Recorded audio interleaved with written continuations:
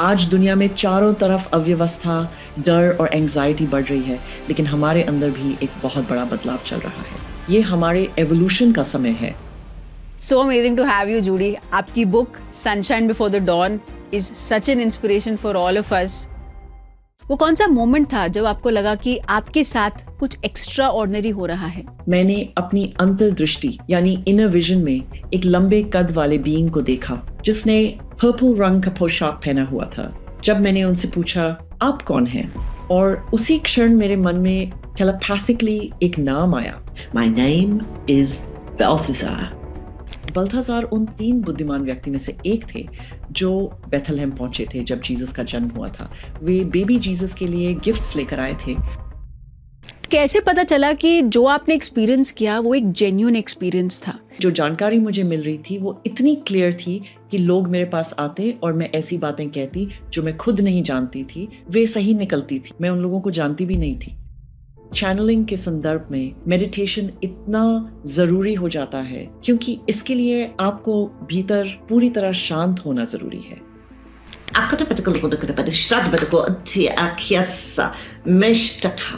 ये energy words सुनने में थोड़े अलग या असामान्य लग सकते हैं। ये एक्टिवेशन कोड्स हैं। ह्यूमंस अर्थ पर क्यों आए हैं? इस प्लैनेट को अपग्रेड करने के लिए। अगर आप किसी एक मास्टर से मिलना चाहें, वो कौन होंगे? बाबा जी।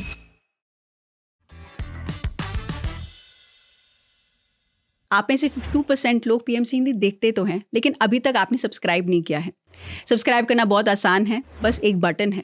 आपके लिए फ्री है, लेकिन हमें बहुत बहुत सपोर्ट मिलती है ताकि हर हफ्ते हम ऐसे वीडियोस आप तक पहुंचा पाए। So amazing to have you, Judy. आपका बहुत बहुत स्वागत है द पीएमसी शो में। Thank you very much. It's wonderful to be on the show today. I have many fond memories of my times in India, and it's wonderful to be back with you. Thank you.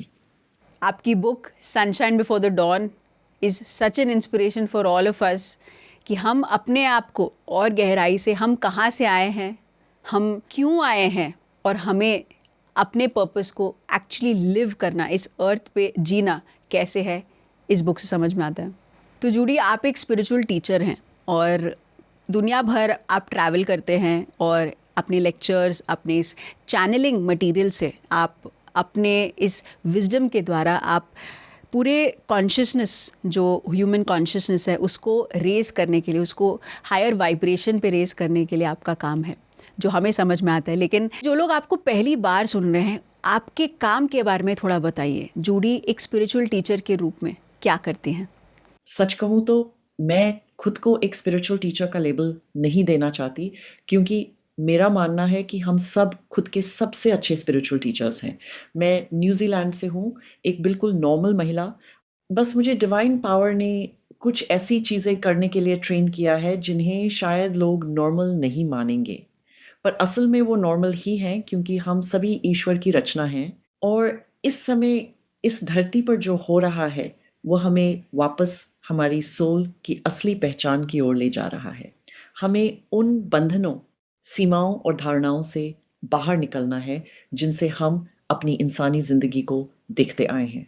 हमें divine oneness के साथ पूरी तरह एक होना है, और जब ऐसा होता है तो हमारी सोल के भीतर जो सच्ची विजडम पहले से मौजूद है वो अपने आप एक्टिवेट होने लगती है। जैसा कि हम जानते हैं, हम इस धरती पर अलग अलग बॉडीज और अलग अलग लाइफ टाइम्स में आते हैं। मुझे पता है कि आप सभी पुनर्जन्म, कर्म और उस एक ईश्वर को समझते हैं। हम सब उसी वननेस का हिस्सा हैं। अगर आप मुझे स्पिरिचुअल टीचर कहना चाहें तो मेरा काम बस इतना है कि मैं लोगों को उनका अपना सेक्रेड ट्रूथ और असली पहचान को समझने में मदद करूं कि हम वास्तव में कौन हैं। भले ही हमने ये शरीर धारण किया है, जैसे इस जन्म में मैंने न्यूजीलैंड की जूडी का शरीर लिया है, पर ये मेरी असली पहचान नहीं है, और आप ही सिर्फ वो नहीं हैं जो आप दिख रहे हैं।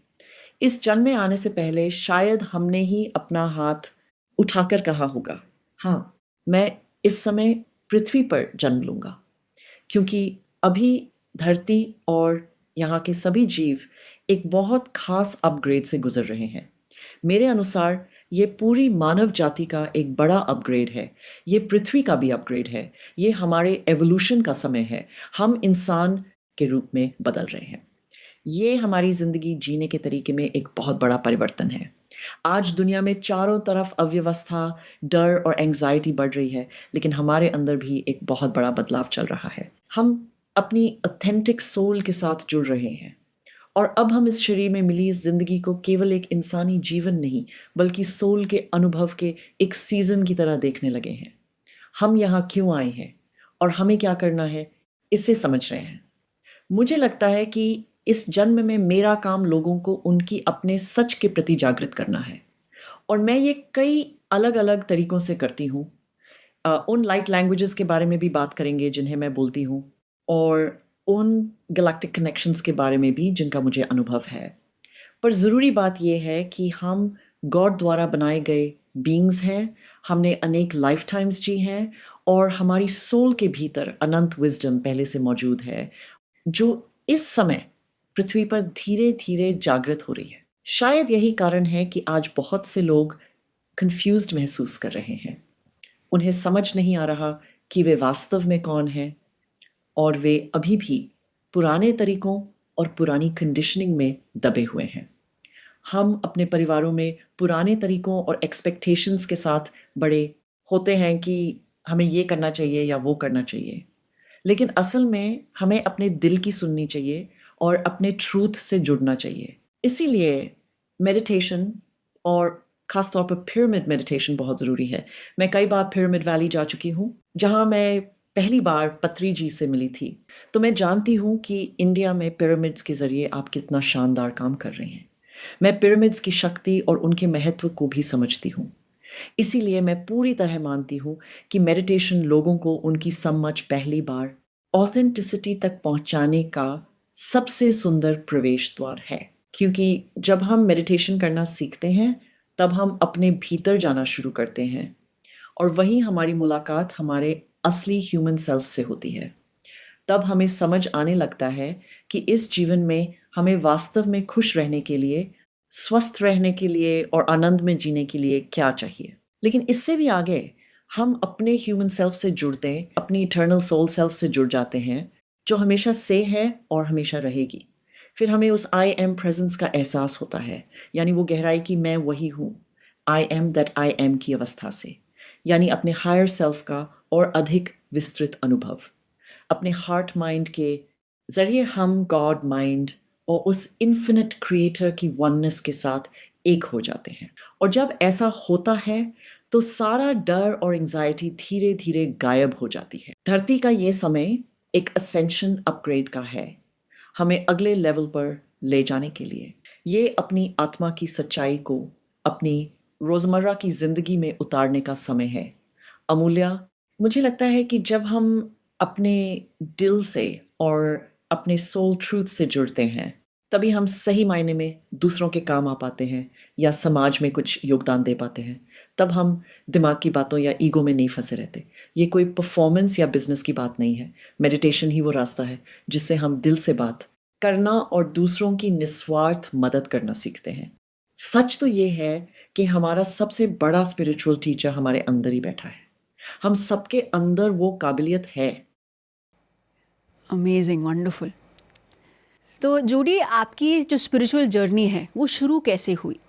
आपका जो बैकग्राउंड है वो क्या था? क्योंकि हर एक ह्यूमन स्टोरी के पीछे एक बैक स्टोरी होता ही है। वो कौन सा मोमेंट था जब आपको लगा कि आपके साथ कुछ एक्स्ट्रा ऑर्डिनरी हो रहा है और ये स्पिरिचुअल पाथ में आना बहुत ज़रूरी हो गया है? मुझे लगता है कि मैं हमेशा से ही आध्यात्मिक रही हूँ, क्योंकि अगर मुझे स्पिरिचुअलिटी को डिफाइन करना हो तो मैं कहूँगी कि इसका मतलब है इस बात पर यकीन करना कि कोई हायर पावर मौजूद है। ये कोई धार्मिक यकीन नहीं है। इससे कोई फ़र्क नहीं पड़ता कि आप किस धर्म को मानते हैं।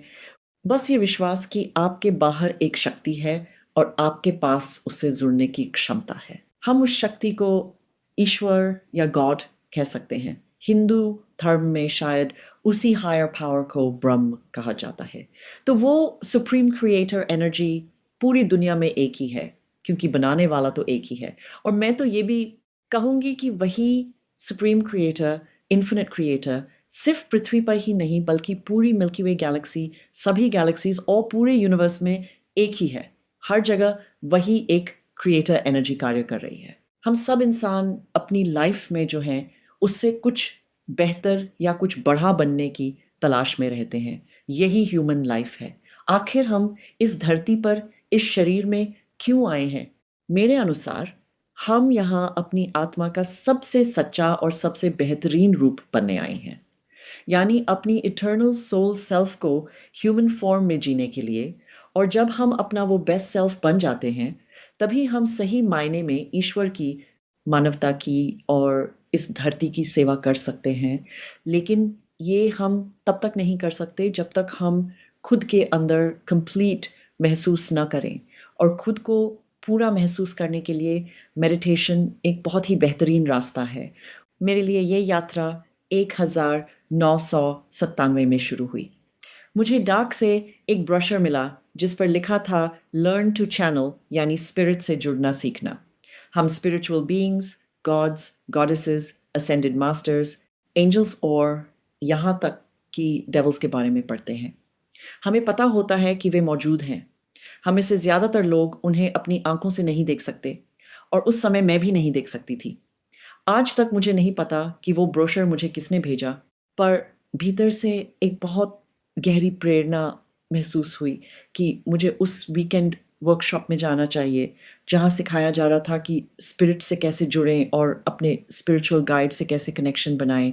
ये बात मुझे बहुत आकर्षित लगी क्योंकि जैसा मैंने कहा, मैं हमेशा से इन विषयों में रुचि रखती थी।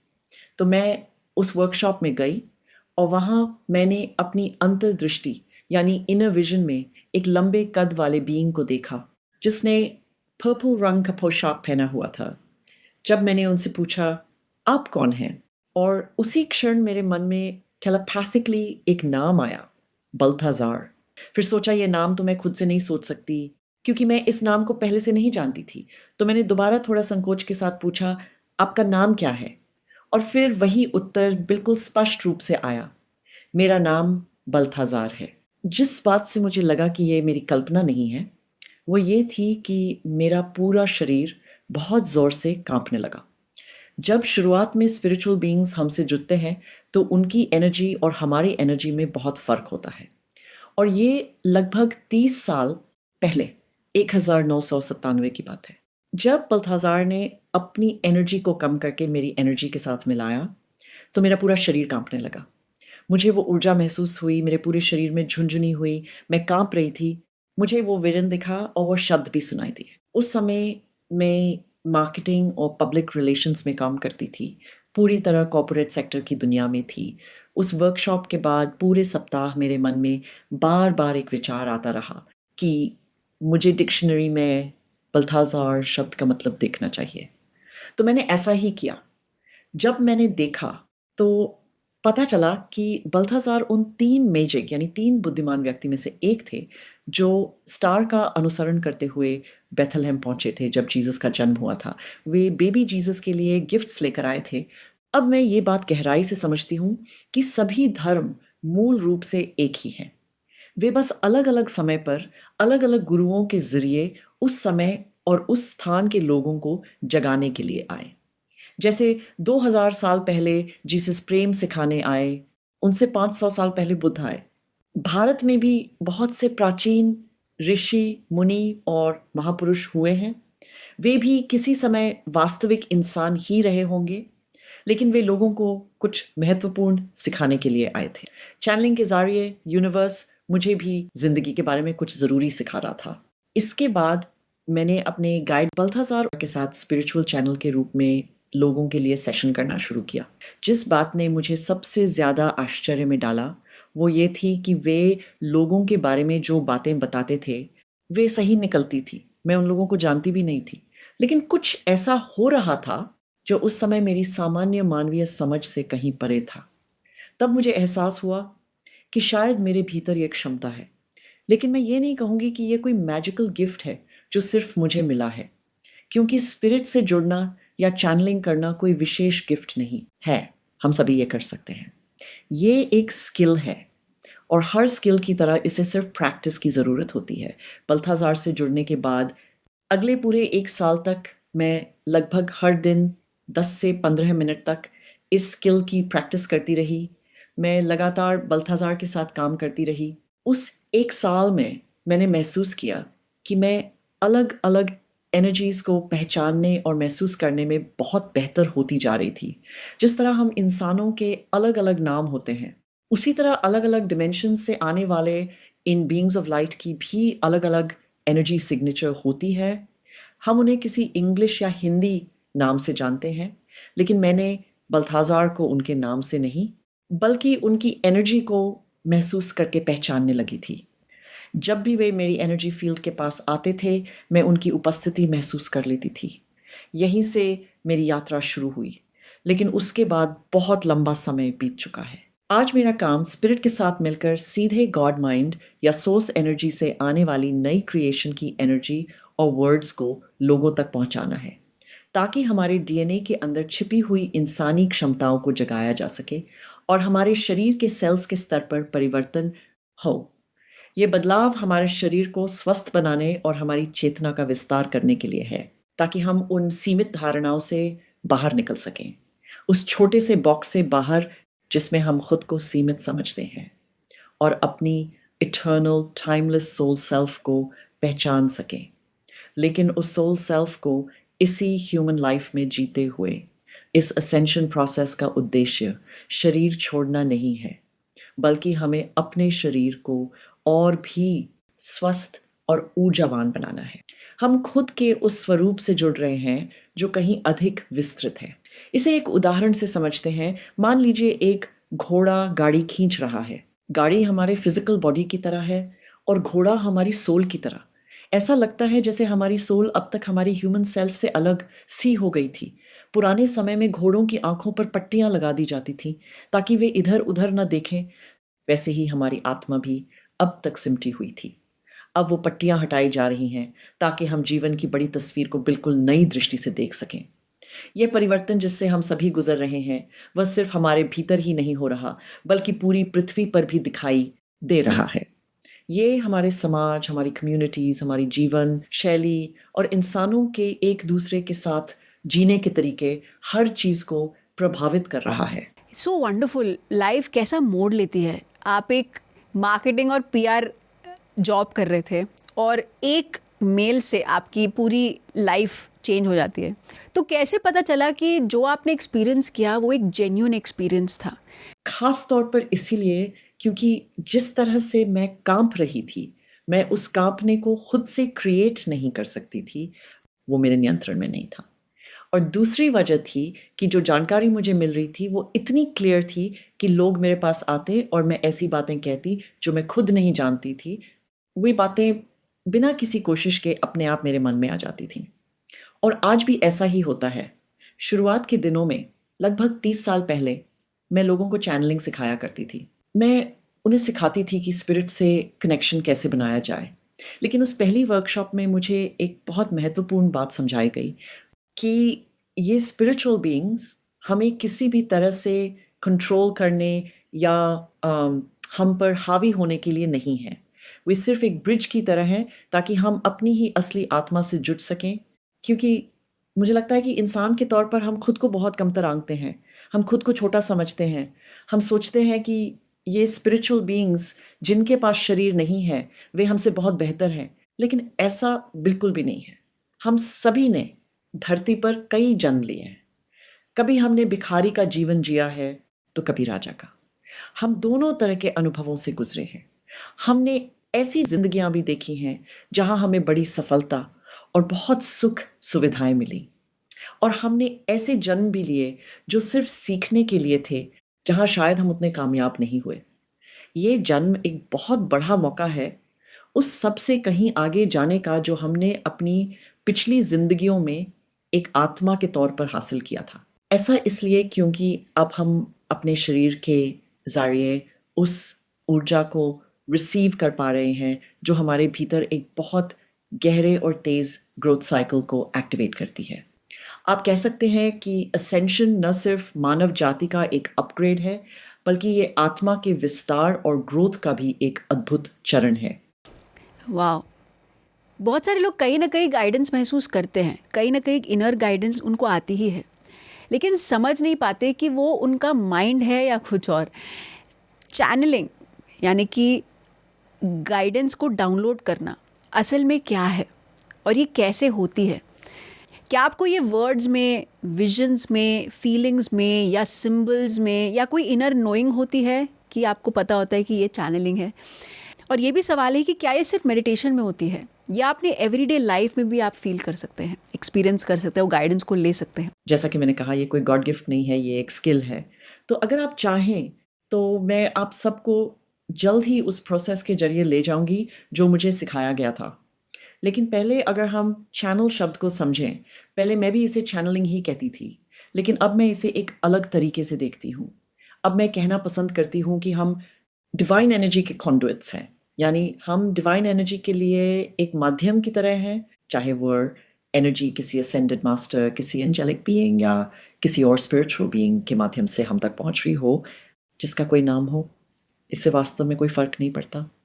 ज़रूरी बात यह है कि हमारा दिल और माइंड हमेशा डिवाइन माइंड से जुड़ा रहता है। हम पूरी सृष्टि की उस वननेस के साथ बहुत गहराई से जुड़े हुए हैं। अगर हम ये समझ लें कि हमारी सोल का ये कनेक्शन इटर्नल और टाइमलेस है, तो जब हम इस लाइफ टाइम में, इस ह्यूमन बॉडी में आते हैं, तो उस कनेक्शन और उस समझ का बड़ा हिस्सा हमसे कुछ समय के लिए छिपा दिया जाता है। क्योंकि अगर ऐसा न हो तो हम असली ज्ञान सीख ही नहीं पाएंगे। हम इस समय इस फिजिकल बॉडी में पृथ्वी पर इसलिए आए हैं ताकि हम ज्ञान इकट्ठा कर सकें, जिंदगी के बारे में सीख सकें, रिश्तों को निभाना सीखें, खुद के प्रति सच्चा रहना और अपनी सच्चाई बोलना सीखें। यही वे अनुभव हैं जिन्हें सीखने के लिए हम यहाँ आए हैं। शायद हमारे कुछ कर्म भी हो जिन्हें हमें पार करना है। ऐसे थॉट्स, ऐसे बिलीव्स या ऐसे एक्शंस जो हमने पिछले जन्मों में बनाए हों और जिन्हें अब हमें अपनी सोल की मेमोरी से साफ करना हो, ताकि हम अपनी असली सोल, उस लाइट के और करीब आ सकें जो हम वास्तव में हैं। क्योंकि इस पृथ्वी पर आने से पहले जब हमने अपना हाथ उठाकर कहा था कि ठीक है, मैं पृथ्वी पर जन्म लेने के लिए तैयार हूँ, तो उससे पहले शायद हम किसी और कहीं अधिक विकसित स्टार सिस्टम में रहे होंगे, जो शायद इस गैलेक्सी में या शायद इस गैलेक्सी के बाहर हो। इसीलिए हम अपने अंदर मौजूद ज्ञान और अपनी असीम क्षमताओं को पूरी तरह पहचान नहीं पाते। अब वापस आपके सवाल पर आते हैं जो चैनलिंग के बारे में था। जैसा मैंने कहा, ये एक स्किल है। हर कोई चैनल कर सकता है, हर कोई एक एनर्जी कॉन्डुइट है।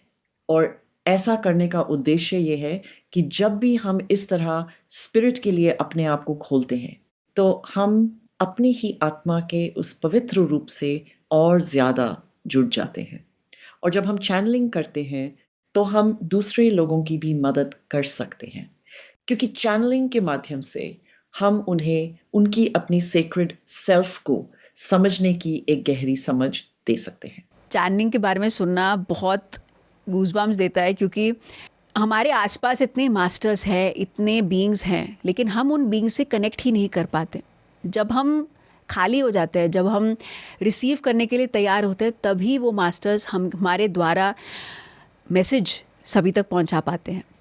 लेकिन कई लोग चैनल नहीं कर पाते। कई सीकर्स पूरी सिंसियरिटी के साथ कनेक्ट करने की कोशिश करते हैं, लेकिन उन्हें कुछ फील ही नहीं होता।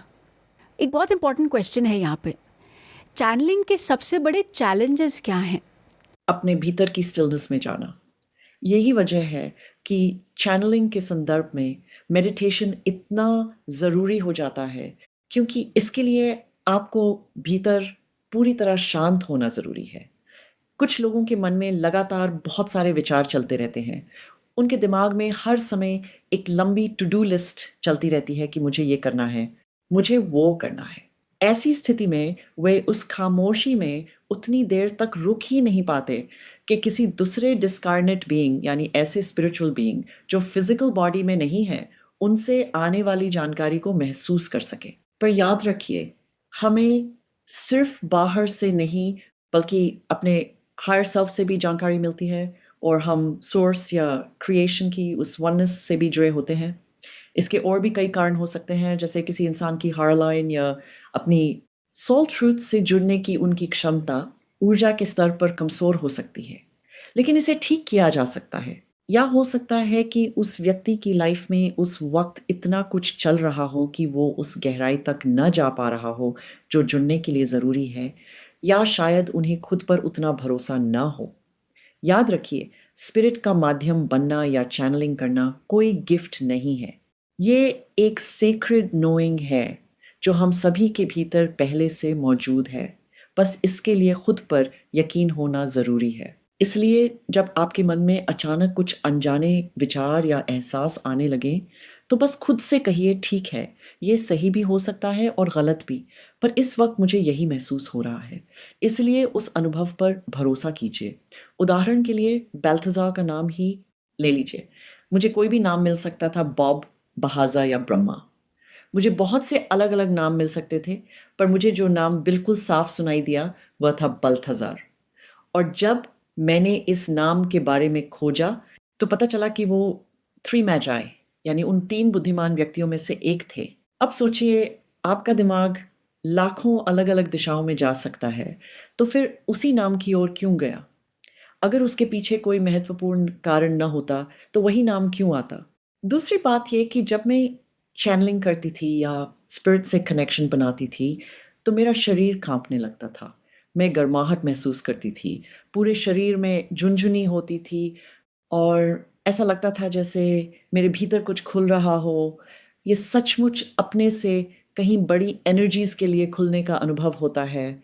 और आज के इस प्रोग्राम के हिस्से के रूप में अगर समय मिला, तो मुझे बहुत खुशी होगी कि बाद में हम इसी प्रोसेस को मेडिटेशन के रूप में करें, ताकि हर व्यक्ति स्वयं इस अनुभव को महसूस कर सके। आप जो हर एक बात कह रहे हैं, आई एम श्योर हर एक पर्सन रेजोनेट ज़रूर करता है। कहीं ना कहीं हम जानते ज़रूर हैं, लेकिन हम अपने जीवन में कहीं ना कहीं बह जाते हैं। हमारे लाइफ के चैलेंजेस हो, हम अपने जीवन में हर एक रूटीन में इतने ज़्यादा उलझे हुए हैं या फंसे हुए हैं या ऑक्यूपाइड है कि कहीं ना कहीं जो द डिविनिटी, जो डिवाइन नेचर, जो सोल नेचर है हमारे अंदर, हम उससे कनेक्ट नहीं करते हैं। अक्सर कई लोग समझते हैं कि हम ह्यूमन बींग्स हैं जो एक स्पिरिचुअल एक्सपीरियंस कर रहे हैं, यानी कि जब हम ध्यान करते हैं या लाइफ में कुछ मिरेकल होता है तो हमें लगता है वाओ, वो एक स्पिरिचुअल एक्सपीरियंस है। लेकिन हम स्पिरिचुअल बींग्स हैं जो एक ह्यूमन एक्सपीरियंस ले रहे हैं। तो यहाँ पे मैं जानना चाहूँगी कि हमारा जो सोर्स है, हम आए कहाँ से हैं? यानी कि जब हम जन्म लेने से पहले हम जो सोर्स से धरती पर आए हैं, हम आए कहाँ से हैं? हमारा घर, असली घर कहाँ है? ये सच में बहुत इंटरेस्टिंग सवाल है। इसका जवाब देने के लिए मुझे 2010 में वापस जाना होगा, जब मैं अमेरिका के अपस्टेट न्यूयॉर्क में अपने घर के डेक पर बैठी थी। मैं झील की तरफ देख रही थी, तभी मुझे झील के ऊपर रोशनी का एक बड़ा गोला दिखा। वो बिल्कुल एक ही जगह पर रुका हुआ था।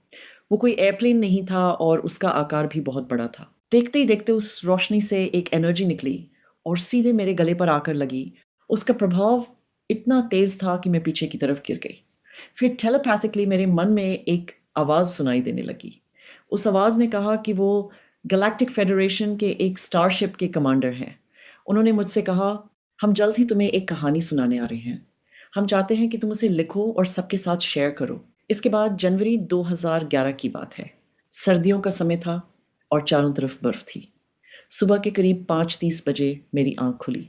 मैंने खिड़की से बाहर झील की तरफ देखा, तो वही रोशनी का गोला फिर से वहां था। इस बार भी वही आवाज़ सुनाई दी। उसने कहा, उठने और लिखने का समय आ गया है।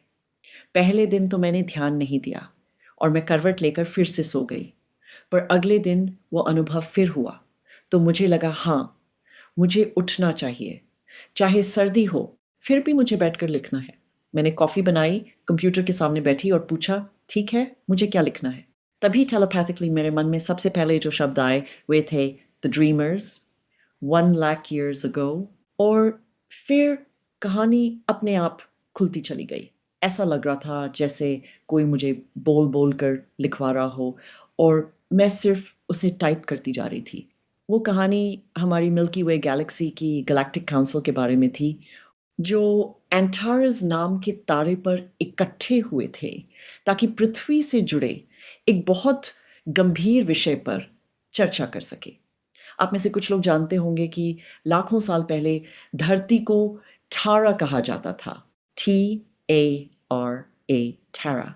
वह एक फिफ्थ डायमेंशनल ग्रह था, लेकिन फॉलन एंजल्स के विद्रोह और कुछ अन्य कारणों की वजह से बहुत लंबे समय में धरती की एनर्जी फ्रीक्वेंसी घटती चली गई और वह तीनर डायमेंशनल धरती बन गई। उस समय यानी 1 लाख साल पहले धरती पर रहने वाले जीव ह्यूमन नहीं बल्कि ह्यूमनॉइड थे।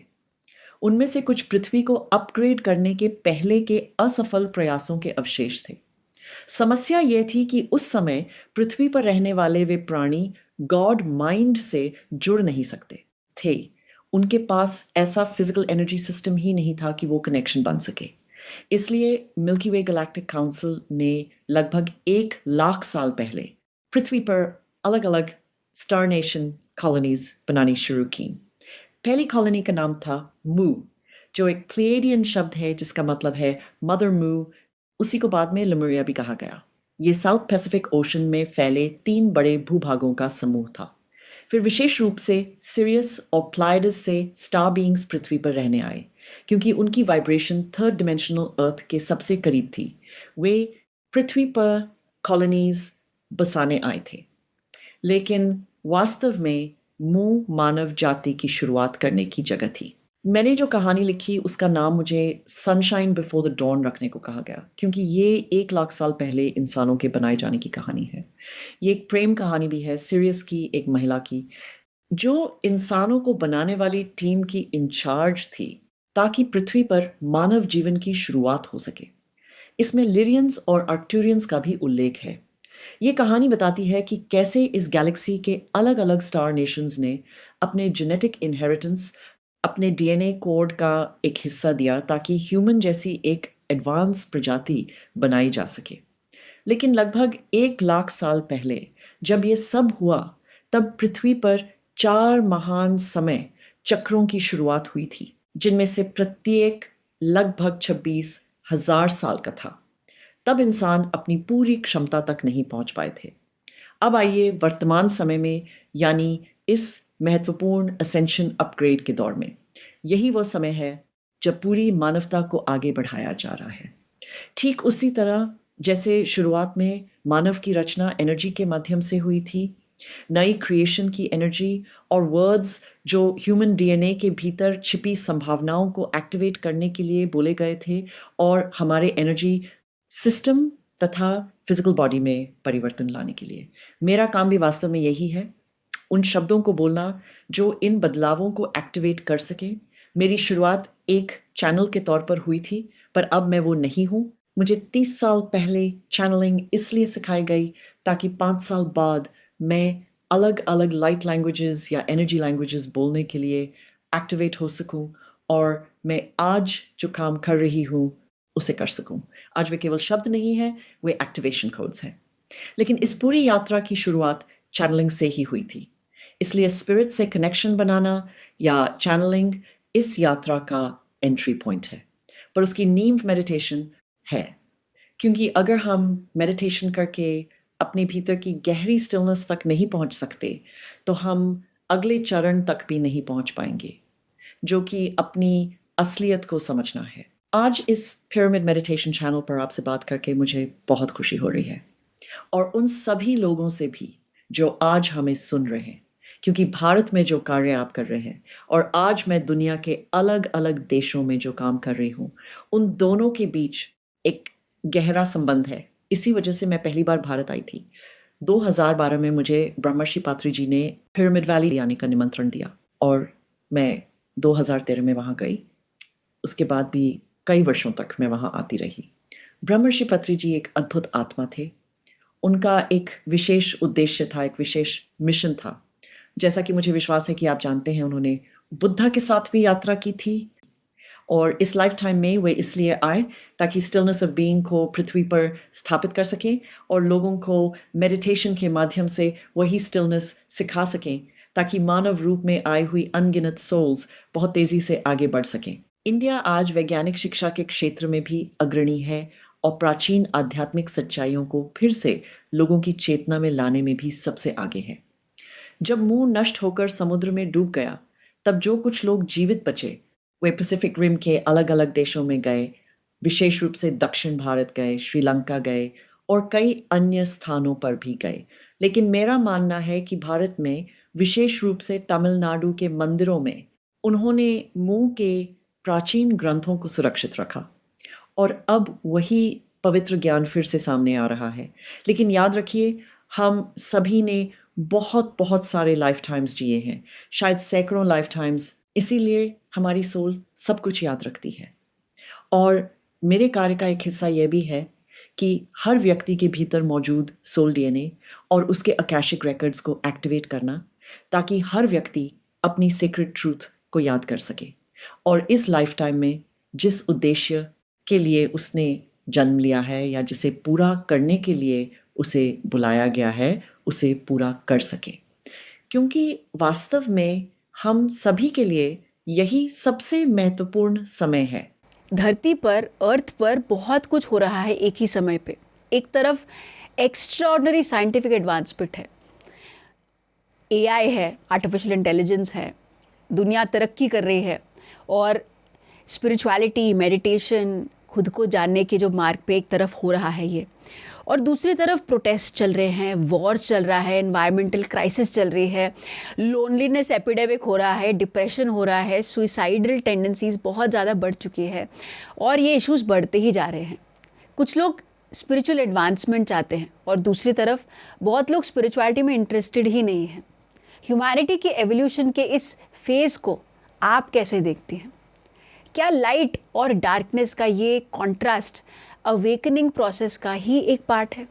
और एक स्पिरिचुअल पर्सन दुनिया की प्रॉब्लम्स को इग्नोर किए बिना अपनी इनर पीस और बैलेंस को कैसे मेंटेन करें? मुझे लगता है कि बदलाव की शुरुआत हम में से हर एक व्यक्ति से होनी चाहिए, क्योंकि जैसे जैसे हम अपने भीतर प्रेम, एकता और शांति से जुड़ते हैं, वैसे वैसे वही एनर्जी अपने आप हमारे आसपास फैलने लगती है। लोग उसे महसूस करने लगते हैं। ये कॉन्शियसनेस के विस्तार की एक ऐसी प्रक्रिया है जो धीरे धीरे पूरी पृथ्वी पर एक बड़े कॉन्शियसनेस शिफ्ट का कारण बनेगी।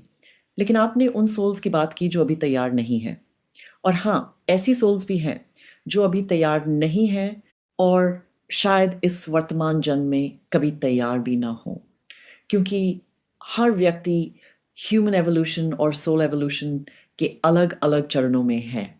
इसलिए हम हर किसी को अपने साथ लेकर आगे नहीं बढ़ सकते, लेकिन हम उन लोगों तक ज़रूर पहुंच सकते हैं जो सुनने के लिए तैयार हैं और हम उन्हें करके दिखा सकते हैं। हमें खुद उदाहरण बनकर दिखाना होगा।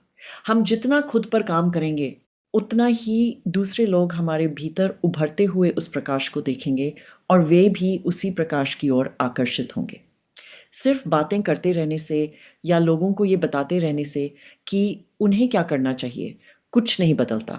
हमें अपने जीवन से, अपने उदाहरण से सिखाना होगा। आपने आत्महत्याओं के बारे में बात की और मुझे भारत के हाल के समय में एग्ज़ाम्स और एग्ज़ाम पेपर्स से जुड़े मुद्दों के बारे में भी पता है।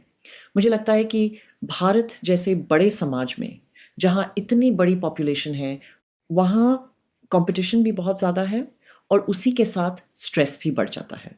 हम दूसरे लोगों को देखकर सोचने लगते हैं कि शायद हमारे पास वो सब नहीं है जो उनके पास है, लेकिन मुझे लगता है कि सबसे ज़रूरी बात यह है कि हम अपने भीतर के सेक्रेड ट्रूथ से फिर से जुड़ें और डिवाइन सोर्स के साथ अपने कनेक्शन को महसूस करें, क्योंकि जब ऐसा होता है तब वे सारी चीज़ें जिन्हें हम ज़रूरत समझते हैं धीरे धीरे उतनी महत्वपूर्ण नहीं रह जाती। लोग अक्सर मुझसे पूछते हैं कि स्पिरिट हमें सबसे महत्वपूर्ण बात क्या समझाना चाहती है, जीवन में सबसे ज़रूरी क्या है।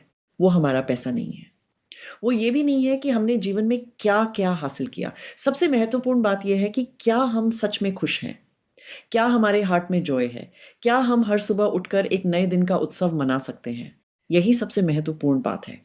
बात यह है कि हम अपने आसपास के लोगों के प्रति कंपैशनेट, काइंड और लविंग हैं या नहीं। इससे कोई फ़र्क नहीं पड़ता कि हम किसी बड़ी कंपनी के सीईओ हैं या घर पर कपड़े धोने वाली एक हाउसवाइफ। सोल के स्तर पर इन बातों का कोई महत्व नहीं है। आत्मा के स्तर पर जो मायने रखता है, वो है हमारी उस एनर्जी की क्वालिटी जो हम असल में अपने दिल के अंदर है। जब हम सरेंडर करना सीखते हैं, तब असली परिवर्तन शुरू होता है। मुझे लगता है कि इसमें समर्पण की शक्ति छिपी हुई है। इसका अर्थ है जहाँ हम अभी हैं, उसे स्वीकार करना और उसके लिए खुश रहना, ग्रैटिट्यूड के साथ जीना। मैंने पहले भी और आज भी मैरी मैगलेन के साथ बहुत काम किया है। शायद आप जानते होंगे कि मेरी एक ऑनलाइन असेंशन लाइब्रेरी भी है, जहाँ बहुत सारी एनर्जी रिकॉर्डिंग्स उपलब्ध हैं। उनमें से एक का नाम है a new way forward with Mary Magdalene. जब लोग उसे सुनते हैं तो उनके भीतर परिवर्तन होने लगता है, क्योंकि वो एनर्जी कॉन्शियसनेस में बदलाव लाती है। मैरी हमेशा कहती है कि जो आपके पास नहीं है उसके लिए भी ग्रैटिट्यूड महसूस कीजिए, और तब जो आप वास्तव में चाहते हैं वो भी आपके जीवन में आने लगेगा। अगर हम ईश्वर की उस शक्ति के साथ ये कहें, मैं अपनी ज़िंदगी की इस इनक्रेडिबल अबंडेंस के लिए आभारी हूँ। मैं आभारी हूँ कि मैं अपने सभी बिल आसानी से भर पा रही हूँ। मैं अपने पति या पत्नी के प्यार के लिए आभारी हूँ। मैं जीवित रहने के इस अद्भुत आशीर्वाद के लिए आभारी हूँ। जब हम ये शब्द दिल से लगातार बोलते हैं, तो वही हमारी रियलिटी बनना शुरू हो जाती है, क्योंकि हम सभी जानते हैं कि हम जो बोलते हैं वही क्रिएट करते हैं। हम गॉड द्वारा बनाए गए क्रिएटर्स हैं। हमारी क्रिएशन का तरीका यही है कि हम जिसे अपने जीवन में लाना चाहते हैं, उसे पहले अपने भीतर इमेजिन करें, उसकी भावना महसूस करें और फिर उसे शब्दों में व्यक्त करें। इसीलिए अमूल्या, जब लोग चैनलिंग सीखते हैं, तो शुरुआत में उन्हें कभी-कभी ऐसा लगता है जैसे वे बस कल्पना कर रहे हों, लेकिन यही इमेजिनेशन भी क्रिएशन का हिस्सा है। उदाहरण के लिए, मुझे बाल्थाज़ार नाम मिला। मैंने वो नाम इमेजिन नहीं किया था, मैंने वही सुना था। लेकिन अगर उस दिन मैंने खुद से कह दिया होता, जूडी ये तो बिल्कुल बेकार बात है, तुम ये सब बना रही हो, ये तो पागलपन है, तो आज मैं अपने जीवन में यहाँ तक कभी नहीं पहुँच पाती। इसलिए हमें ट्रस्ट करना सीखना होगा। जब हमारे जीवन में सिंक्रोनिसिटी यानी संयोग होती है, तो हमें उस पर भरोसा करना चाहिए। जब कोई व्यक्ति कोई बात कहता है और हमारे भीतर महसूस होता है कि मुझे इसे आगे बढ़ाना चाहिए, तो हमें सचमुच उसे आगे बढ़ाना चाहिए, क्योंकि हमारी सोल और हमारा हायर सेल्फ लगातार हमें ऐसे संकेत दे रहे होते हैं। और आज के समय में तो विशेष रूप से सिंक्रोनिसिटीज़ पहले से कहीं ज़्यादा तेज़ी से हमारे जीवन में दिखाई दे रही हैं। जो आपने कहा आई एम श्योर बहुत लोग रेजोनेट करेंगे। लेकिन बहुत सारे लोग मेडिटेशन करते हैं, स्पिरिचुअल टॉक सुनते हैं और प्रैक्टिसेस फॉलो करते हैं, फिर भी उनके अंदर restlessness, anger, comparison, emotional pain बना रहता है। रेगुलर मेडिटेशन के बाद भी कुछ लोग पीस एक्सपीरियंस नहीं कर पाते। मेरी राय में लोगों के जीवन में शांति की कमी इसलिए होती है क्योंकि या तो वे खुद से बहुत ज़्यादा उम्मीदें रखते हैं, या फिर दूसरे लोग उनसे बहुत ज़्यादा उम्मीदें रखते हैं। उन्हें हर समय ऐसा महसूस होता है कि कोई उनसे कुछ चाहता है, कोई उनसे लगातार अपेक्षाएं कर रहा है, लेकिन वे उन्हें पूरा नहीं कर पा रहे हैं। और वास्तव में ऐसा होना भी क्यों ज़रूरी है? क्योंकि मेरा मानना है कि अपनी ज़िंदगी में जो हमें चाहिए, उसे अपने लिए पूरा करना हमारी अपनी ज़िम्मेदारी है। ये किसी और की ज़िम्मेदारी नहीं है। इसलिए मुझे लगता है कभी लोग बहुत ज़्यादा प्रेशर में रहते हैं, क्योंकि उनसे लगातार कुछ करने, बेहतर प्रदर्शन करने और कुछ हासिल करने की उम्मीद की जाती है, और कई बार ये सब बहुत ज़्यादा हो जाता है। मुझे लगता है कि ये एक्सपेक्टेशंस का बोझ ही है, और आज का समाज भी लोगों पर यही बोझ डालता है। जहाँ पॉपुलेशन बहुत ज़्यादा होती है, जैसे भारत में, वहाँ ये दबाव और भी बढ़ जाता है। इसके साथ बचपन की कंडीशनिंग, परिवार की कंडीशनिंग और कल्चरल कंडीशनिंग भी जुड़ जाती है। और मैं यहाँ सिर्फ भारत की बात नहीं कर रही हूँ, मैं हर देश की बात कर रही हूँ। हर जगह लोगों को ये सिखाया जाता है कि उन्हें कैसा होना चाहिए और क्या करना चाहिए। यही कंडीशनिंग हमारे भीतर की शांति को प्रभावित करती है, खासकर तब जब हम उन एक्सपेक्टेशंस पर खरे नहीं उतर पाते जो दूसरे लोग हमसे रखते हैं। इसके अलावा भी कई ऐसे एनर्जी इम्बैलेंसेस होते हैं जिनकी वजह से लोग शांति महसूस नहीं कर पाते। जैसा कि मैंने पहले भी कहा था, उनमें से एक हारा लाइन है। हारा हमारी पर्पस और इंटेंशन लाइन है। ये एक एनर्जी लाइन है जो हमारे भीतर बहुत गहराई में होती है। शायद अभी मैं आप सभी की उस हारा लाइन को रियलाइन कर सकूं ताकि आप अपने भीतर अधिक शांति महसूस कर सकें। क्या आप चाहेंगे कि मैं ऐसा करूं? ठीक है। तो मैं चाहूंगी कि आप अपना हाथ यहाँ अपने हार्ट चक्र पर रखें। जो भी ये करना चाहे वही करे, ये करना ज़रूरी नहीं है। मैं सिर्फ एनर्जी वर्ड्स यानी एनर्जी की भाषा बोल रही हूँ ताकि सहायता मिल सके। मैं सिर के ऊपर मौजूद एक पॉइंट पर काम कर रही हूँ जिसे इंडिविजुएशन पॉइंट कहा जाता है। यही इंडिविजुएशन पॉइंट हमारे सोर्स के साथ कनेक्शन का स्थान है। ये हमारे 7वें, 8वें और 9वें चक्रों से जुड़ा हुआ है। अब मैं इस इंडिविजुएशन पॉइंट को रियलाइन करूंगी ताकि हम गॉड सोर्स को और अधिक सहजता से महसूस कर सकें। Moko atas luko. Alabada kota de shruka salabataku. Leki si na balako da kada kudu kadeshto. Alako da kada kadeshto sabataku. Leka de kasabataku da kada tukushto sabataku da kada ke ako. Alako da lakushto. Alabada salabatakuti. Akasabataku da kada tukude sako. Ishto da bataku da kada akotisi. तो यहाँ मैं जो कर रही हूँ वो God mind से जुड़ने के रास्ते को आसान बनाने जैसा है। हम सब जुड़े हुए हैं, बस कभी कभी हमारे रास्ते में कुछ रुकावटें आ जाती हैं, पर वो सब एनर्जेटिक यानी ऊर्जा के स्तर पर होती हैं। अब मैं हार्ट की ओर आऊँगी और शरीर के एक विशेष एनर्जी पॉइंट पर भी काम करूँगी जिसे सोल सीट कहा जाता है। सोल सीट वो स्थान है जहाँ से हमारी सोल अपना प्रकाश हमारे ह्यूमन फॉर्म के माध्यम से प्रकट करती है। अब हम बस उस स्थान को थोड़ा और खोलेंगे और उसका विस्तार करेंगे। Moko alaki lishtu. Amala kada kada tu sata kada la kada sastuku. Leka sata kushto la kada bada kuda kada tusa. Alla bada kuda kada bada sada bada kuda kada so ishta la kada aso la kada bada kada sabada kuda sa la kada bada sada bada kuda akuda kuda kada sa la kada ishta zala bada ka. यह प्रक्रिया आपको और अधिक विस्तृत energy के लिए खोलने में मदद करने के बारे में है। इसका उद्देश्य आपको सिर्फ इंसानी सीमाओं से बाहर निकालना है ताकि आप गॉड माइंड से जुड़ सकें और उस इन्फिनिट रियलिटी का अनुभव कर सकें जहाँ गैलेक्टिक और मल्टी गैलेक्टिक जीवन का अस्तित्व है। वास्तव में हम वहीं से आए हैं, हमेशा वहीं जुड़े रहते हैं और जब हम इस शरीर को छोड़ते हैं तब फिर उसी ओर लौट जाते हैं। अब मैं शरीर के एक और एनर्जी पॉइंट पर काम करूंगी। ये पेट के क्षेत्र में होता है। ये डायफ्राम के नीचे और नेवल के ऊपर स्थित है और इसे दांतियन कहा जाता है। कुछ लोगों में ये एनर्जी पॉइंट असंतुलित हो जाता है।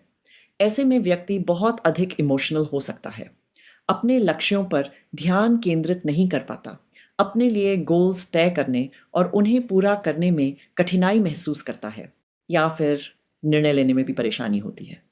इसीलिए अब मैं इस डांटियन पॉइंट पर काम करूंगी। कई लोगों में ये एनर्जी पॉइंट छोटे छोटे हिस्सों में बिखरा हुआ महसूस होता है। इसका कारण अक्सर पिछले लाइफ टाइम्स के ट्रॉमास होते हैं जहां हमने गहरे आघातों का अनुभव किया होता है। इसलिए अभी हम अपने उस संपूर्ण स्वरूप को फिर से अधिक संतुलन और एकता में ला रहे हैं। Laki salako judisi. Moko kalaki salako judisi bada kuda. Aiz sabada kuda ishtunata.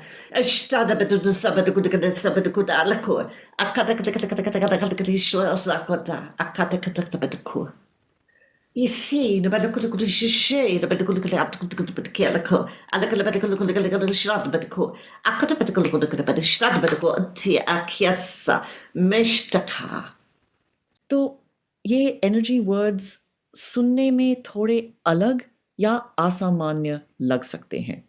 इनकी कई अलग अलग बोलियां और कई प्रकार की भाषाएं होती हैं, लेकिन इस समय मैं जो शब्द बोल रही हूँ उन्हें एनर्जी के स्तर पर इस तरह बनाया गया है कि वे रुकावटों को साफ करें और एनर्जी को फिर से संतुलित करें।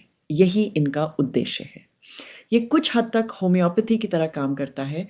अगर आप होम्योपैथी के बारे में जानते हैं, जहाँ समान ऊर्जा के माध्यम से संतुलन स्थापित किया जाता है, उसी तरह यह मानो पोटेंटाइज्ड लाइट है जो हमें गॉड्स परफेक्शन की शुद्धता के साथ अलाइन करने का कार्य करती है। यही इसका वास्तविक उद्देश्य है। तो आपके वर्क का एक यूनिक एस्पेक्ट है लैंग्वेज ऑफ लाइट, और बहुत सारे व्यूअर्स के लिए ये कॉन्सेप्ट एब्सोल्युटली न्यू है। तो लाइट लैंग्वेज आखिर है क्या? और ये भी होता है कि जो आप जिस कोड्स की बात करते हैं, कहीं ना कहीं हम एक एनर्जी बीइंग ही हैं। ये हमारे ट्रॉमा हो, रिजेक्शन हो, फियर हो, हेल्थ प्रॉब्लम हो, वो हमारे शरीर में एज एन एनर्जी जब आप ये कोड यूज़ करते हैं वो कैसे ब्रेक डाउन होता है, हम एनर्जेटिकली उसको समझे कैसे? जब मैंने पहली बार लाइट लैंग्वेजेस बोलना शुरू किया तब साल 2002 था। उससे पहले मैंने कभी लाइट लैंग्वेजेस के बारे में सुना भी नहीं था। लेकिन एक कॉन्फ्रेंस के दौरान स्पिरिट ने मुझसे कहा कि वहाँ आयोजन करने वाले लोगों को बता दूं कि 1 जनवरी 2002 की शाम 7 बजे ऑडियंस के लिए एक संदेश है। मुझे नहीं पता क्या कहा जाएगा। मुझे लगा कि ये संदेश इंग्लिश में होगा, क्योंकि उस समय तक मैं एक चैनल के रूप में सिर्फ इंग्लिश में संदेश देती थी। लेकिन ऐसा नहीं हुआ। जैसे ही मैंने अपनी आंखें बंद की, अचानक मेरे मुंह से एक अलग भाषा निकलने लगी। उस भाषा का लोगों पर एनर्जी के स्तर पर गहरा प्रभाव पड़ा। कुछ लोग रोने लगे, कुछ हंसने लगे और कुछ लोग अपनी जगह से हिल भी नहीं पाए। बाद में मुझे समझ आया कि उस साल नवंबर में आकाश में एक बहुत बड़ा स्टार अलाइनमेंट होने वाला था, जिसे हार्मोनिक कंकॉर्डेंस कहा गया। मेरा मानना है कि वह लगभग 9 नवंबर के आसपास था। उन महीनों के दौरान स्पिरिट उस कॉन्फ्रेंस में मौजूद लोगों को पहले से ही एनर्जी के स्तर पर तैयार कर रही थी, ताकि आने वाले महीनों में जो भी उनका उद्देश्य हो उसके लिए वह तैयार हो सके। इसके बाद के वर्षों में मैंने बहुत काम किया, जिसमें शरीर के एनर्जी फील्ड्स और एनर्जी सर्किटरी में मौजूद पुराने कर्मा की रुकावटों को साफ करने का कार्य शामिल था। जैसा कि आप सभी जानते होंगे, हम केवल फिजिकल बॉडी नहीं है। हमारे चारों ओर लगभग 3 फीट तक फैला हुआ एक एनर्जी फील्ड भी होता है, जिसे ऑरिक फील्ड कहा जाता है, और उसके 7 स्तर होते हैं। हमारे चक्रस भी होते हैं, 7वें चक्रा से लेकर बेस चक्रा तक। लेकिन विशेष रूप से इस असेंशन एक्टिवेशन पोर्टल के दौरान, जो 2020 से 2033 तक चल रहा है, लोगों के अपर चक्रस बहुत तेजी से खुल रहे हैं या पूरी तरह खुल चुके हैं। सिर के ऊपर स्थित 8वें चक्रा से लेकर 12वें चक्रा तक सक्रिय हो रहे हैं। ये मानो एक अधिक विकसित ह्यूमन बॉडी के लिए नई एनर्जी एनाटॉमी तैयार की जा रही हो। लेकिन इस नई एनर्जी एनाटॉमी को स्थापित करने से पहले हमें अपने एनर्जी सिस्टम में मौजूद पुरानी रुकावटों और अशुद्धियों को साफ करना होता है। ये डिस्टॉर्शंस हमारे एनर्जी सर्किटरी, चक्रास की जड़ों और उनके विभिन्न स्तरों में, यहाँ तक कि शरीर की खरबों सेल्स के भीतर भी मौजूद हो सकते हैं। मेरा मानना है कि शरीर की एनर्जी सर्किटरी में मौजूद यही एनर्जी डिस्टॉर्शन लोगों के अस्वस्थ होने का एक कारण बनती है। आजकल अधिक लोग बीमार भी हो रहे हैं, क्योंकि 2020 के बाद से पृथ्वी पर जो एनर्जी आ रही है वो लगातार अधिक शक्तिशाली होती जा रही है। उसी समय पैंडेमिक भी आया था। जिन लोगों के भीतर सेल्स, डीएनए, लिनिएज डीएनए यानी पूर्वजों से मिली हुई विरासत या सोल डीएनए में अधिक एनर्जी डिस्टॉर्शंस मौजूद है, उनके लिए ये परिवर्तन और अधिक चुनौतीपूर्ण हो सकता है। पिछले लाइफ टाइम्स के ट्रॉमास की जो एनर्जी हम अपने साथ इस जीवन में लाते हैं, वो भी इसका हिस्सा होती है। ये सब एनर्जी ही है। इसे ऐसे समझिए जैसे एक पियानो पर बहुत सारे गलत सुर एक साथ बज रहे हों। वो पियानो हमारी तरह है। ये पियानो सिर्फ हमारा फिजिकल बॉडी नहीं है, बल्कि हमारी सोल भी है। हम चाहते हैं कि उसी पियानो से एक सुंदर खूबसूरत धुन निकले, पर असेंशन प्रोसेस का मतलब ही यही है कि पहले हम अपने इस इंस्ट्रूमेंट और अपनी चेतना के सुरों को हार्मोनाइज यानी ठीक करें। किसी भी अपग्रेड से पहले हमें संतुलन में आना होता है, और मेरे अनुभव में इस समय बहुत से लोगों के साथ यही हो रहा है। यही एक कारण है कि आज पृथ्वी पर कई लोग पहले की तुलना में अधिक अस्वस्थ महसूस कर रहे हैं। अब आपके अगले प्रश्न पर आते हैं कि इसका समाधान क्या है। इसी कारण लगभग 30 वर्षों से स्पिरिट ने अलग अलग समय पर मेरे माध्यम से विभिन्न प्रकार की एनर्जी दुनिया तक पहुंचाई है। इनमें से अधिकांश एनर्जी अब रिकॉर्डिंग्स के रूप में उपलब्ध है। मेरी ऑनलाइन असेंशन लाइब्रेरी में 1000 से भी अधिक एनर्जी रिकॉर्डिंग्स है। अभी जो मैंने हारा लाइन बैलेंसिंग किया वो भी उसी प्रक्रिया का एक हिस्सा है। लेकिन हम सभी अलग अलग हैं, इसलिए हर व्यक्ति की ज़रूरत भी अलग होती है। एक बात मैं विशेष रूप से कहना चाहूँगी कि ये केवल फिजिकल बॉडी का विषय नहीं है, बल्कि कॉन्शियसनेस का भी है। हम जैसा सोचते हैं और जैसा महसूस करते हैं, दोनों एक दूसरे से गहराई से जुड़े हुए हैं। यदि हमारी सोच और भावनाएं हार्ट के साथ अलाइन नहीं हैं और हम लगातार स्ट्रेस में रहते हैं, तो उसका सीधा प्रभाव हमारे फिजिकल बॉडी, हमारी सेल्स और उनके कार्य करने के तरीके पर पड़ता है। वास्तव में सब कुछ एक दूसरे से गहराई से जुड़ा हुआ है। वाह, आई एम श्योर बहुत लोगों को ये पता ही नहीं होगा light language, and I am sure they are feeling something और द अदर, जैसे आप ये शेयर कर रहे हैं। आपने कई बार बोला है कि healing 2 steps forward and 1 step back होता है। बहुत सारे लोग मेडिटेशन करते हैं, they feel a lot of changes, body pens भी होता है, रोना भी आता है, थोड़ा अनकंफर्टेबल फील होता है, और कहीं ना कहीं लोग इससे डील नहीं कर पाते। कहीं ना कहीं लोग समझ नहीं पाते कि क्या गो थ्रू हो रहा है उनके अंदर, क्या एनर्जी चेंजेस हो रहे हैं। हम इन सिचुएशंस को कैसे डील करें, दिस इज़ वेरी इंपॉर्टेंट। ये मैं चाहती हूँ कि आप ज़रूर कवर करें।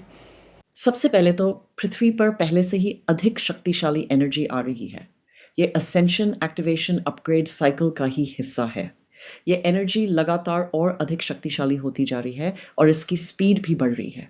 जब आप मेडिटेशन करते हैं तब आप डिवाइन लाइट, गॉड लाइट, चाहे वो आपकी सोल की डिवाइन लाइट हो या गॉड की लाइट, उसे अपने शरीर की एनर्जी सर्किटरी, अपने फिजिकल बॉडी और अपनी पूरी एनर्जी स्ट्रक्चर में आने देते हैं। जब ये लाइट भीतर प्रवेश करती है तो वो उन सभी एनर्जी से टकराती है जिनकी फ्रीक्वेंसी उस लाइट से मेल नहीं खाती। तब वो उन एनर्जीज को बाहर निकालने की प्रक्रिया शुरू कर देती है। इसे ऐसे समझिए जैसे आप चूल्हे पर सूप उबाल रहे हो। अगर उसमें ऑयल हो तो वो ऊपर तैर कर आ जाता है और फिर आपको उसे निकालना पड़ता है। ठीक उसी तरह जो पुरानी एनर्जी बाहर निकलनी होती है वो पहले सतह पर आती है। इसी वजह से लोग कई बार इमोशनल हो जाते हैं, क्योंकि एनर्जी मोशन में होती है। जो एनर्जी रिलीज होने के लिए तैयार होती है वो ऊपर आने लगती है। ये एक पूरा प्रोसेस है। कुछ महीने पहले तक मुझे भी इस असेंशन प्रोसेस के दौरान कई फिजिकल इश्यूज का सामना करना पड़ा। इसका कारण यही था कि अधिक से अधिक लाइट भीतर आ रही थी। ऐसा महसूस होता है मानो हम बहुत तेजी से अपनी पुरानी कार्मिक लेयर्स, सांप की पुरानी स्किन की तरह एक एक करके छोड़ रहे हों। जब ये एनर्जी फिजिकल बॉडी के माध्यम से रिलीज होती है तो हमें वो फिजिकल सिम्टम्स के रूप में महसूस होती है, और जब वही एनर्जी माइंड या इमोशनल बॉडी के माध्यम से रिलीज होती है तो वो इमोशनल अपसेट के रूप में सामने आती है।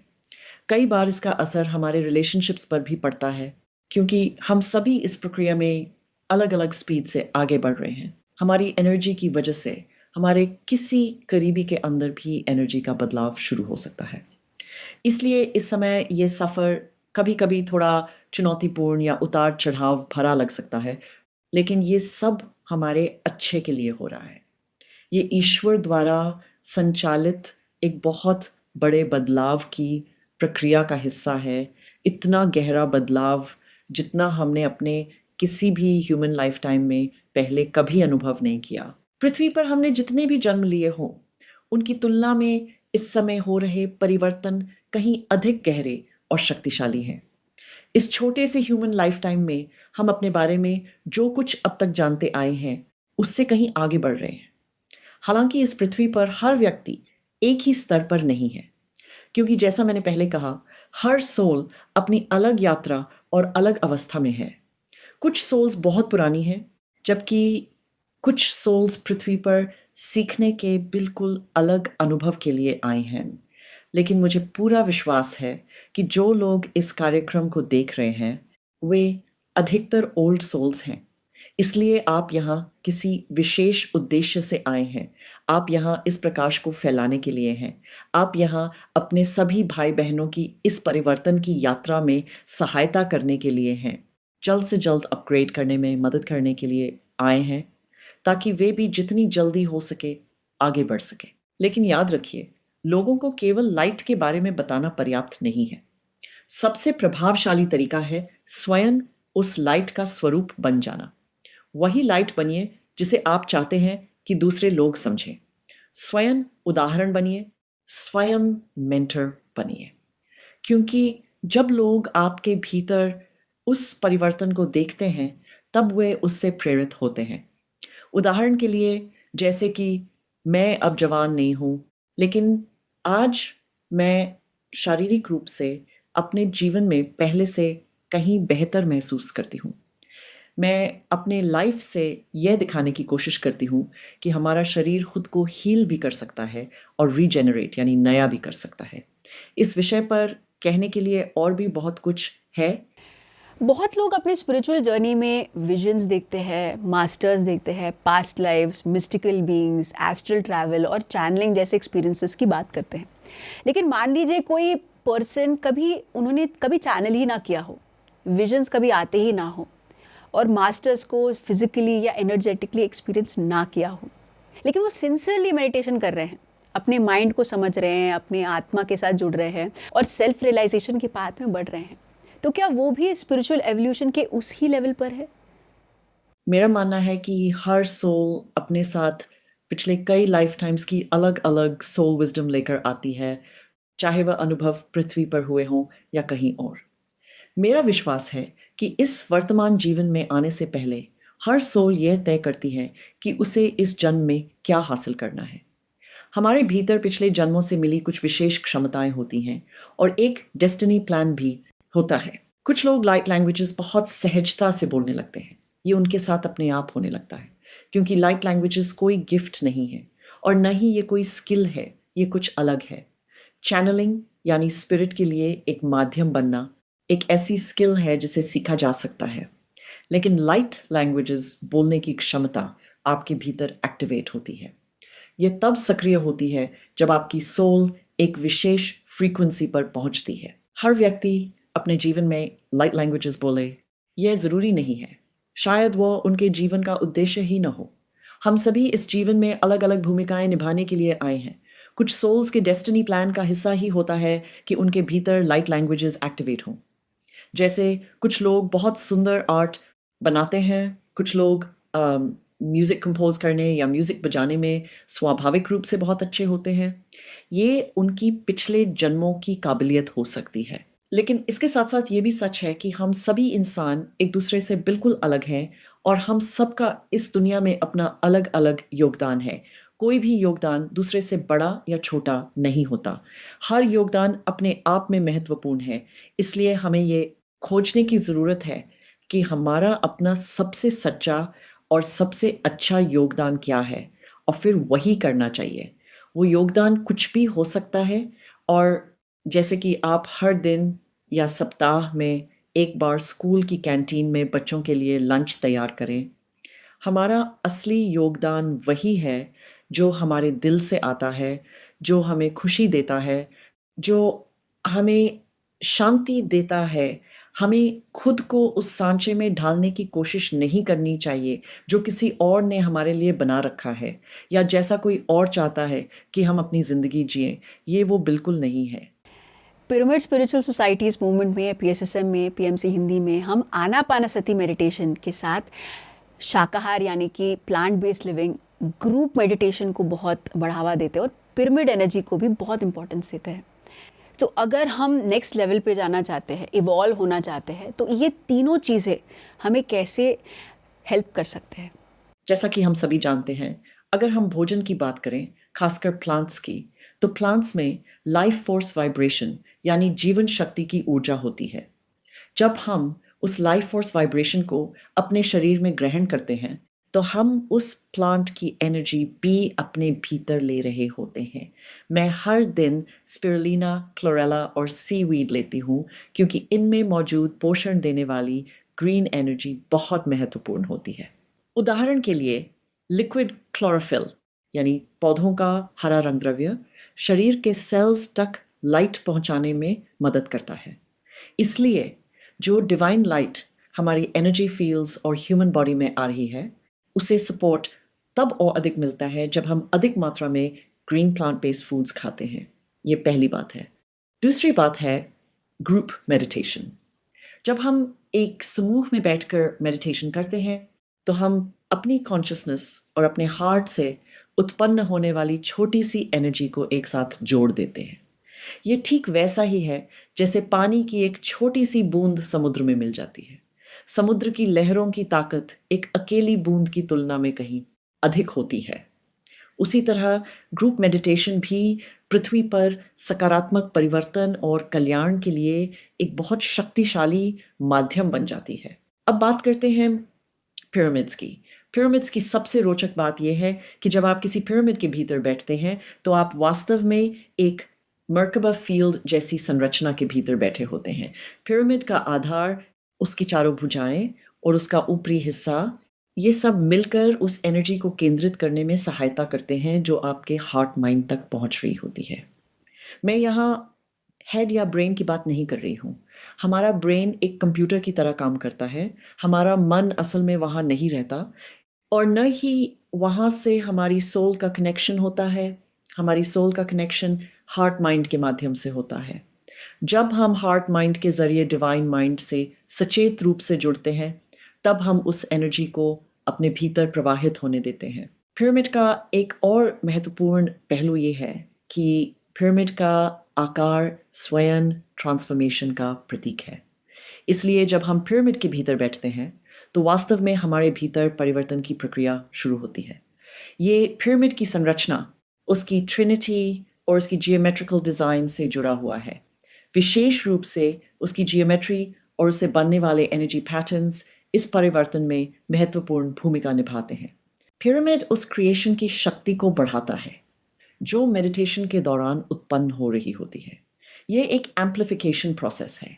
इसे ऐसे समझिए कि मेडिटेशन के माध्यम से जो एनर्जी उत्पन्न हो रही है, पिरामिड उसे और अधिक बढ़ा देता है। ये उस शक्ति को शायद पावर ऑफ 3 यानी लगभग 9 गुना तक बढ़ा सकता है। यही बात इस क्षण मुझे भीतर से महसूस हो रही है। हमने बहुत कुछ जाना चैनलिंग के बारे में, पिरामिड्स के बारे में, हमारे ह्यूमन कॉन्शियसनेस, हमारे एवोल्यूशन को और स्पीड करने के लिए और एम्पलीफाई करने के लिए कैसे करें।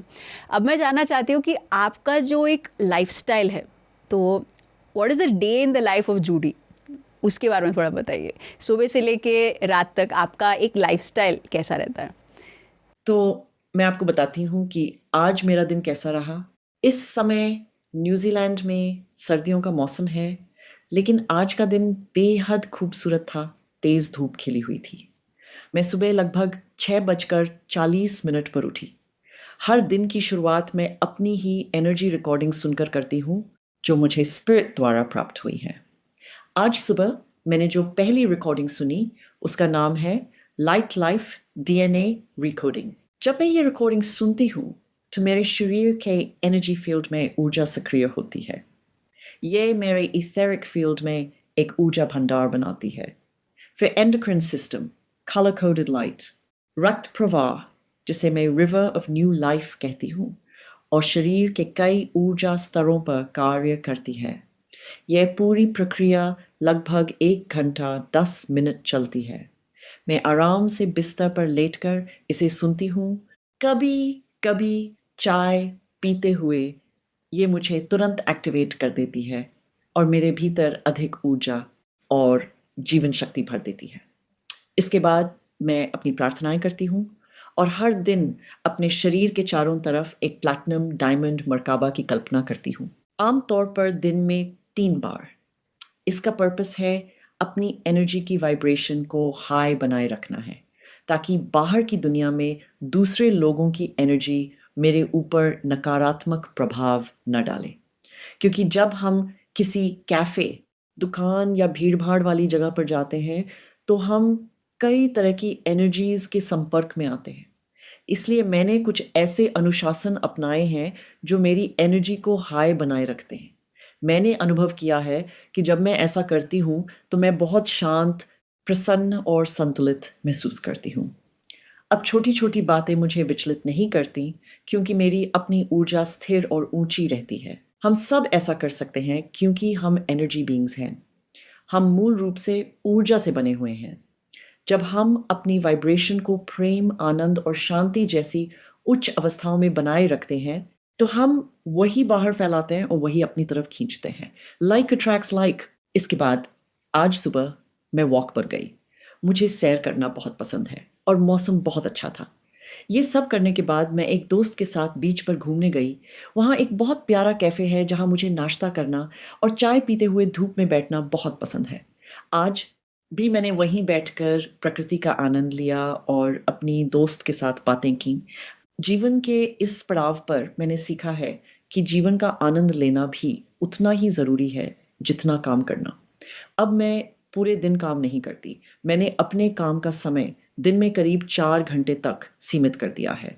हाँ, यदि मैं कोई पुस्तक लिख रही होती हूँ, तो स्वाभाविक रूप से अधिक समय काम करती हूँ, क्योंकि वो मुझे प्रेरित करता है और आनंद देता है। सनशाइन बिफोर द डॉन के अलावा और भी किताबें आने वाली हैं। पिछले 4 महीनों तक मैं लगातार यात्रा कर रही थी। अभी 3 हफ्ते पहले ही न्यूज़ीलैंड वापस आई हूँ और अब अगस्त के अंत से फिर 2 महीने से ज़्यादा समय के लिए ट्रैवल पर जाऊँगी। इसलिए इस समय मैं अपने जीवन का भरपूर आनंद ले रही हूँ। आज के दिन का एक हिस्सा मैंने हमारे इस इंटरव्यू की तैयारी में भी बिताया। आपने जो गहरे सवाल पहले से भेजे थे, उन पर मैंने मनन किया, उन्हें महसूस किया और उनके उत्तरों पर ध्यान दिया। सच कहूँ तो वे बहुत अच्छे से तैयार किए गए थे। धन्यवाद। तो अभी तक हमने डिटेल में सब कुछ जाना। अब हम चलते हैं अपने रैपिड फायर सेक्शन में, जहाँ पे हर एक क्वेश्चन का जो जवाब है वो बहुत क्विक, शॉर्ट बट बहुत ही इंसाइटफुल रहेगा। तो सबसे पहला सवाल, स्पिरिचुअलिटी को एक वर्ड में डिफाइन करें। लव, प्रेम। मैं इसे ऐसे देखती हूँ कि ईश्वर ही वो इन्फिनिट क्रिएटर है जो दिव्य प्रेम का स्रोत है। प्रेम ही वह शक्ति है जो सबको जोड़ कर रखती है। ये वो चाबी है, वो रास्ता है और पूरे जीवन का सार है। मैं जीवन को इसी दृष्टि से देखती हूँ। एक क्वालिटी जो हर स्पिरिचुअल सीकर को डेवलप करनी ही चाहिए। अपने भीतर जाकर अपनी सच्चाई, अपनी असली पहचान को खोजने के लिए मन की खामोशी, स्थिरता बहुत ज़रूरी है। ये सबसे महत्वपूर्ण है। असल में यही हर चीज़ की नींव है। हम जीवन में जो कुछ भी क्रिएट करना चाहते हैं, ये उसका आधार है। हमारी वास्तविक खुशी, आनंद और आंतरिक संतुष्टि भी इसी स्थिरता से जन्म लेती है। एक स्पिरिचुअल मिथ जो बार बार आपको सुनने को मिलता ही है अबाउट स्पिरिचुअलिटी। एक मिथ, असल में ऐसे बहुत सारे हैं। मेरी लिस्ट में सबसे ऊपर ये है कि लोग खुद पर इनफ ट्रस्ट नहीं करते। वे अपनी सच्ची आत्मा, अपने भीतर की दिव्यता और अपनी आत्मा के अनेक जन्मों की यात्रा का सम्मान नहीं करते। जिस भ्रम को मैं सबसे अधिक तोड़ना चाहती हूँ वह ये है कि केवल गुरु ही शिक्षक हैं और सभी उत्तर केवल गुरु के पास हैं। मैं जानती हूँ कि भारत में गुरु का अत्यंत सम्मान है और उन्हें मार्गदर्शक माना जाता है, लेकिन मेरा मानना है कि अब समय आ गया है कि हम सभी अपने स्वयं के गुरु बने और अपने भीतर उत्तर खोजें। हम सभी आत्माएं हैं। हम सभी एक ही दिव्य सृजनकर्ता द्वारा बनाए गए हैं। हम सबके पास एक जैसी कैपेसिटीज, एबिलिटीज और दिव्य शक्ति मौजूद है। आवश्यकता केवल अपने भीतर जुड़ने और उसे पहचानने की है। निस्संदेह शिक्षक हमारा मार्गदर्शन कर सकते हैं, जैसे मैं भी आशा करती हूँ कि मैं आप में से कुछ लोगों का मार्गदर्शन कर रही हूँ। लेकिन एक सच्चा शिक्षक केवल अपने अनुभव के आधार पर दिशा दिखा सकता है। वो किसी के जीवन के निर्णय नहीं ले सकता और न ही ये बता सकता है कि किसी को क्या करना चाहिए। मेरा मानना है कि मानव समाज अब धीरे धीरे एक ऐसी व्यवस्था की ओर बढ़ रहा है जहाँ हायरार्की की जगह विश्वास, एकता, प्रेम, करुणा और एकत्व ले रहे हैं। इसे पूरी तरह हासिल करने में शायद कुछ जनरेशन्स लग जाएं, पर हो सकता है कि हम इसी जनरेशन में ये कर लें।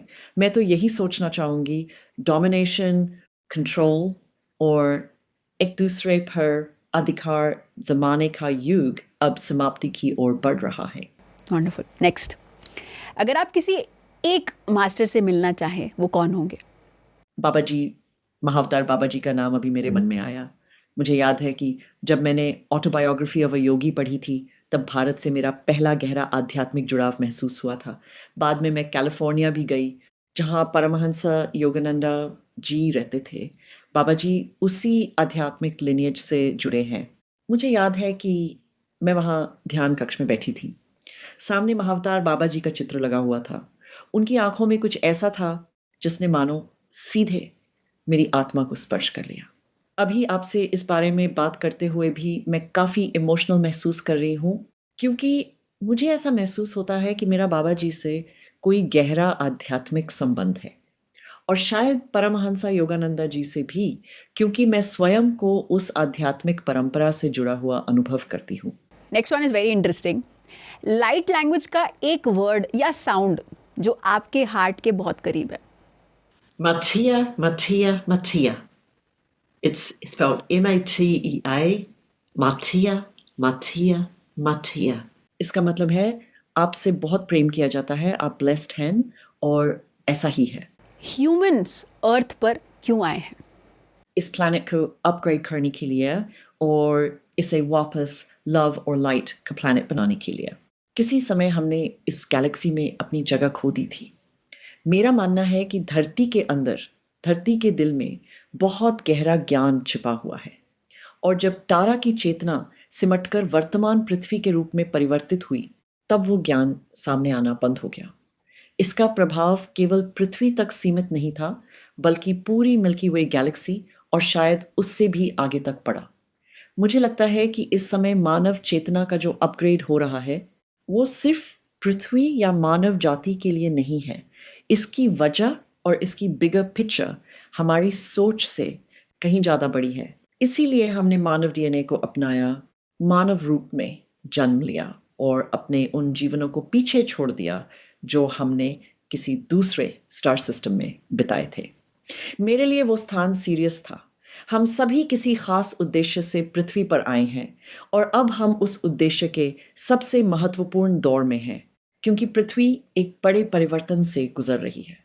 हम ही वह सनशाइन हैं जो इस बदलाव को संभव बना रहे हैं।